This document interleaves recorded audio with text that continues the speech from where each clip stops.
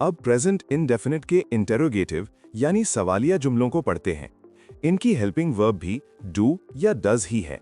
इनके इस्तेमाल के रूल्स भी वही हैं। सवालिया जुमले बनाने का तरीका। जब भी किसी टेंस के किसी भी जुमले के इंटेरोगेटिव के सेंटेंस बनाएंगे तो हेल्पिंग वर्ब पहले लगा देंगे। चलिए इनका स्ट्रक्चर देखते हैं। सबसे पहले हेल्पिंग वर्ब डू या does plus subject plus verb की फर्स्ट फॉर्म प्लस ऑब्जेक्ट। जुमले बनाते हैं। क्या वो सोता है? Does he sleep? गाड़ी क्या अकरम चलाता है? Does Akram drive a car? क्या हम स्कूल जाते हैं? Do we go to school? क्या नसीम किताब पढ़ता है? Does Naseem read a book? Note: सवालिया जुमलों में हेल्पिंग वर्ब पहले लगती है, चाहे वो किसी भी टेंस के हों, और इनके आखिर में मार्क ऑफ इंटेरोगेशन यानी सवालिया निशान लगाना मत भूलना।